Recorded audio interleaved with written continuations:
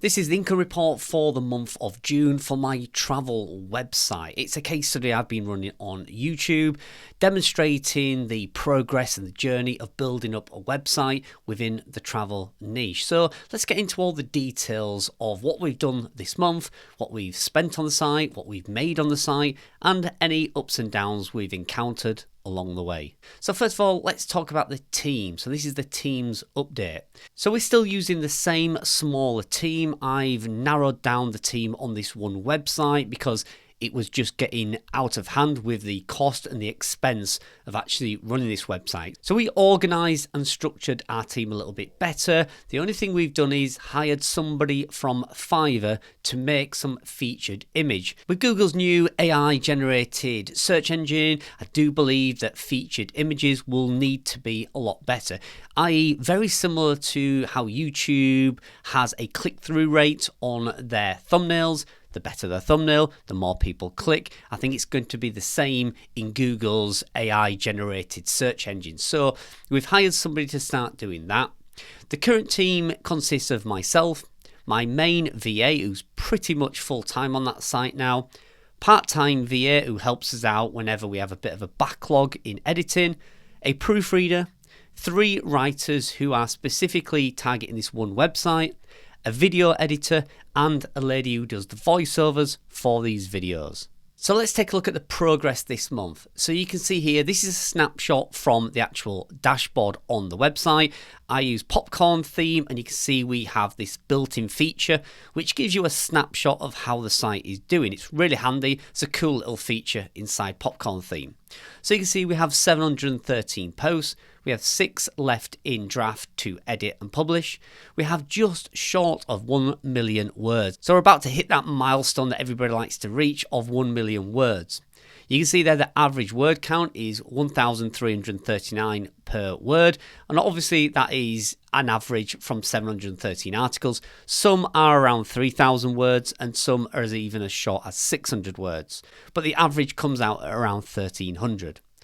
The average read time per blog post is about 7 minutes, and you can see there we are showing an alert that 15 articles have not got an excerpt, so that is something I'll need to correct. So just mentioned we're using the Popcorn theme now, which is the version 2. There's a lot of cool features inside there, and we're really taking advantage of all the free features inside there. So I've cancelled a lot of subscriptions like Amalink Pro for products, word counter, block building, tools. Everything is inside Popcorn now that we need to make sure the user experience is as good as possible. So if you've not seen Popcorn theme, I suggest you check it out. There is a discount code in the description, and if you want to check that out and use the word Carl10, you will get 10% off at the checkout. The pricing model currently is still standing at $99. You pay once, you get the theme for life, and you can use it on as many sites as you want. So check out Popcorn theme. So what did we do this month? Well, we've really been focusing first of all on the monetization. So the actual affiliate programs we're using. We've been using Get Your Guide and Tickets, and we've not seen any joy with those whatsoever. We've been using the actual widgets that those companies provide, and we're now starting to think that maybe we need to take those out and actually put text links in. So just a simple sentence recommending maybe a hotel. We put the name of the hotel and we change that word to a link, rather than use these search widgets that just seem very commonplace and very random. We're now making sure that it is more focused on a particular keyword, and we're linking that keyword to the affiliate program. The next thing we're really focusing on is building better internal links. Now we have 700 articles, there's lots of opportunities for internally linking and actually building out a nice crawl path for Google to find all our content and make it all relevant. And if Google sees that all these articles are interlinked, it will start to build a topical authority. So we're starting to do that. We're also looking at some of the subheadings. We're trying to make those subheadings as clear to Google as possible what they are for. Rather than get a bit cute with the subheadings, we're going back to a good old-fashioned method of having very straightforward subheadings. We're also looking at FAQs, and I've been using Koala Writer to actually experiment with their new FAQ section. And finally, you can see on the right there, we are experimenting with video to blog posts using Koala. Are also using it in conjunction with GPT-4 as well. And we're coming up with some really cool content at the moment. Koala is rapidly expanding. I've just had a look at their roadmap of what the company aims to do with the product. And with the team they have and the resources they have, I think they're doing a fantastic job. Now, it's not perfect by any means. Some videos I've tried to convert into blog posts have been plagiarized. You can see it's pretty much word for word. Some it's rewritten. And I've just jumped into Discord now and spoke to the owner of Koala. And he said that's something they're really focusing on. They're really going to try and get that feature to actually rewrite a YouTube video for you. So if you've not seen it, I have got a video out on it. It gives you a quick demonstration. It's early days for that feature, so don't judge it on what it is now. I think it will get much better, but it's something I'm interested in playing around with. Pinterest. Okay, so Pinterest in May, I was a little bit disappointed with. I did quite a lot of work uploading pins, and we saw a drop in impressions and outbound clicks. Now, the thing is, it seems to have really picked up now, even though I've published less pins. So we're now at 120 organic visitors a month from Pinterest, which is free traffic. Now, I know that doesn't sound a lot, but you can see there it's 86% up. That's outbound links. That's all I care about on Pinterest, is how many people find a pin and click through to my website. Now, Pinterest, sometimes when you look at the data, it looks a little bit optimistic. It looks like you're getting thousands and thousands of people seeing your pins and actually interacting. But all I care about is how many of them click over to my website. So that's the one I'm going to track, which is outbound links. Now, I may try and find somebody who's experienced in Pinterest. I'm prepared to invest in Pinterest. I think it's a great secondary source of organic traffic. And once you build it up, it can be there for a very long time. So yeah, I might reach out to somebody. If you know anybody who does Pinterest or you've experienced Pinterest in yourself, feel free to comment and let me know. I've seen some people on Twitter at the moment who's getting millions of outbound links to their website. So it really is a reliable and realistic source of organic traffic, which I'm going to look into even further. So YouTube, I have a YouTube channel. The YouTube channel is starting to grow. It is slow. So currently we're sat at around 170 subscribers to the YouTube channel. I'm adding about 4 or 5 videos per month at the moment. I would like to increase that, but we're also doing some shorts as well. Now we're making these videos in 2 different ways. First way, anywhere I visit, no matter where it is, a holiday, a business trip, a day off, anything we do, I am taking videos. No matter where it is in the country or the world, I am taking videos and making whatever original content I can. The second method is we are using AI to create a script. That script then goes over to a voiceover lady who will do a voiceover. Then that voiceover goes over to the video editor. He will use any video or images we have or taken personally. And then if we have some gaps in that video, he will add some B-roll and some stock images, and he can still create a fantastic video. I'm actually blown away by some of the quality of the videos he's doing from just stock images. You'll be amazed how you can make an image look like a video by zooming in and adding focal points. It's incredibly smart. So I'm really happy with the channel. I would like to get 20 or 30 videos a month, but that would be quite an expense. So at the minute, slow and steady is fine. Now on to TikTok. Not a lot happening on TikTok. I've put a post out on Twitter recently. All my TikTok videos get to 200 views very, very quickly and then die. They just stop. It's very rare that any of the TikToks I put up there, no matter how original, get above 200 views, and I don't know why that is. I'm interacting with the comments. I am going on other travel TikTok accounts and I am interacting on theirs. I'm liking theirs. I'm commenting. I'm doing all that interaction that a live, valid, genuine TikTok account would do, but yet it's still so slow. So we've got 1,900 likes, which is 420 more than May, so we are growing. Followers is 109, which is 21 followers in June. But yeah, for the amount of content I've put on there, I did expect a lot more.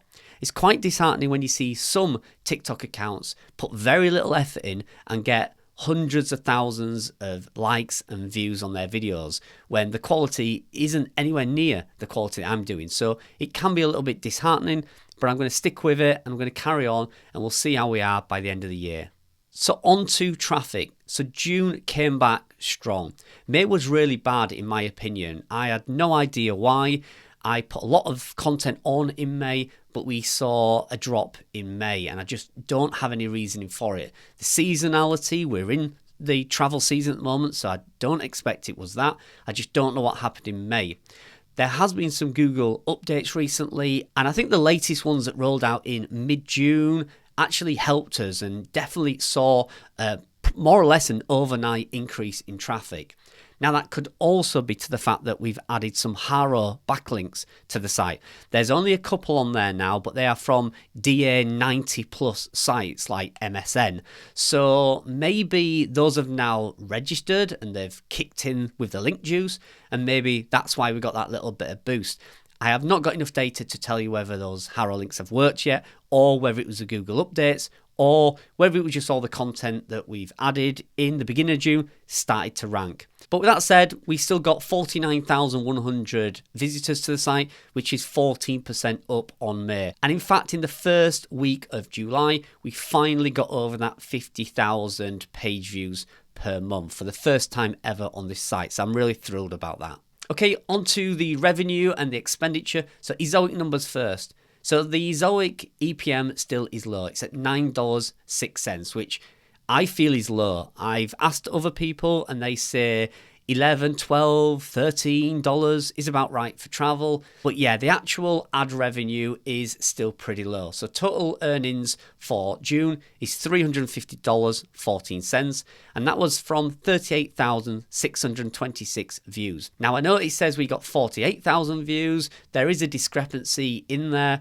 I don't know whether Ezoic is not picking up some of the page views in their system, or whether I have actually taken off ads on some pages, which I know I have because I wanted to get more hotel bookings. So that could be a reason why there's a discrepancy there.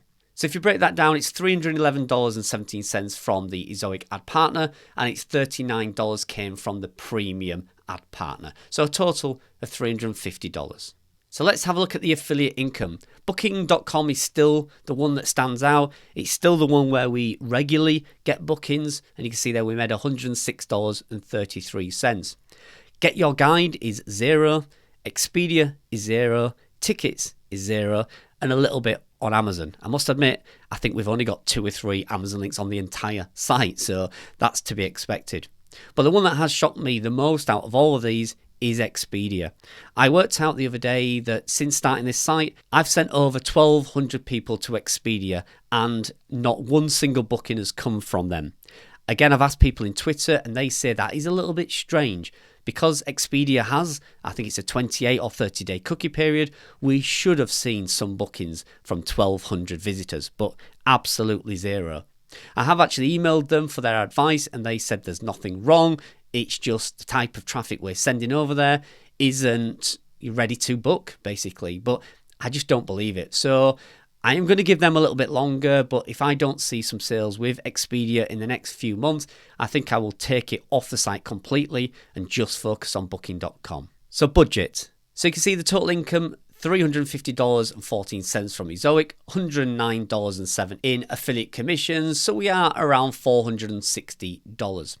Now, I have really cut down on the costs on this website. You can see the written content was only $1,100. If you compare that to May, I think we spent around $4,000 on written content. So that's a really big reduction. Video content, $130. My VA, $158 for this one site. I do pay him more, but he works on other sites as well. And then $80 for those Fiverr featured images. So a total cost of $1,545, which is definitely a decrease in my expenses. And if you take a look at the chart on the right hand side, you can see there that Ezoic was 11% up, which is great. Affiliate commission in June compared to May was 30% up, great. And you can see there expenses 83% better than May. Basically, we spent a lot less in June than we did in May. Now, May's numbers was inflated because I did pay for the Haro service, which was around $3,500. But still, if you look at March and April, we were still spending $4,000 to $5,000 a month. And now in June, 1,500. So I'm much happier with the expenditure on this site. So goals for next month. To focus on quality first and foremost. Go into all our articles and make sure we are covering every keyword and every topic that we need to do to get that article to rank. AI videos to blogs, continue playing around with those. We're going to see if we can actually get Koala and a system in place to write us some fresh original content using ideas and topics in YouTube videos. Channel monetization. I'm enjoying making the videos on the travel YouTube channel, but it has to be monetized. Currently, we're 800 subscribers away from that, but we need to make sure all this money we're invested in video content brings in a return. So I'm going to really push to try and get that subscriber count up. Review affiliates.